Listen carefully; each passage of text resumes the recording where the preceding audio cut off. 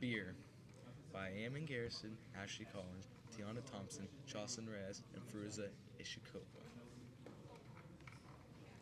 When you hear beer, you probably think of something like this, but it was actually first created in a time more like this and a time like this, and it was shipped in stuff like this. Beer has been a staple in human history for a while and has stood the test of time. Beer began its test of time in the very beginning period of civilization.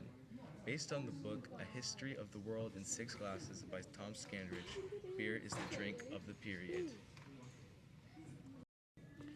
Beer was a religious factor in ancient Mesopotamia and ancient Egypt. One religious tale in Mesopotamia was called Gilgamesh. The story is about a man named Inigu.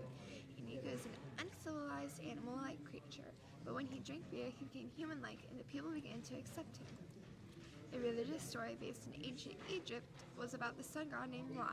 Ra had heard about humankind planning against him. He then sent his goddess Hathor to dye the beer red so it looked like blood. She had 7,000 jars of it. She poured it all over the valleys and fields. When she was done, she looked at what she had done and admired it. She then began drinking the mixture and became intoxicated, thus saving mankind. Egyptians also used beer and bread as offerings to their gods. People in both Mesopotamia and Egypt believed that drinking beer made them, the people, similar to the gods. Over time, intoxication became a problem and was slightly disapproving.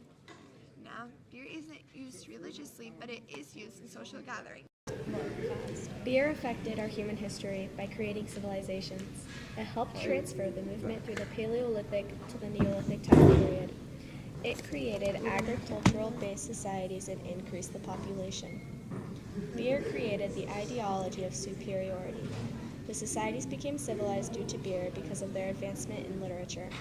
The transformation from the Paleolithic era to the Neolithic era was caused because of the ability to grow grains and meat, so they became less nomadic. Within the Paleolithic and Neolithic era, beer did not discriminate between gender and age within the Egyptian and Mesopotamian societies. People who drank beer were known to be more civilized than the ones who did not. Nowadays, beer creates a separation between ages. Beer caused an increase in the population because of the sterilization in vitamins. Beer drinking was one of the many factors that helped to tip the balance away from hunting and gathering and toward farming. It played a central role in agriculture.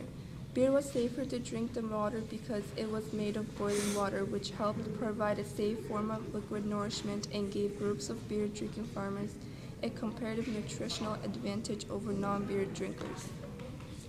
Beer was made from berries, honey, spices, herbs, and other flavorings to add various tastes.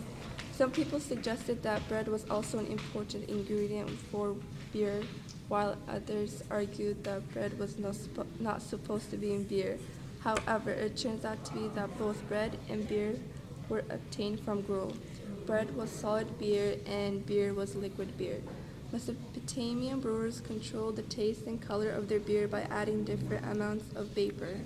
Vapor was kept in government storehouses and was only eaten during food shortages. Beer brewing and drinking are activities that have been part of the human experience seemingly since the dawn of civilization. Around 10,000 years ago, mankind began to move away from living life as nomadic hunter-gatherers and began settling down in one spot to farm grain, a vital ingredient in beer making, was cultivated by these new agriculture societies.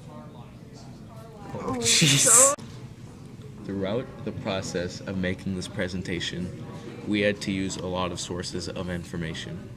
First being, obviously, the main source, the book by Tom Scandrich. In his first chapter where he talks about beer, he talks about the introduction to beer and how it helps civilization.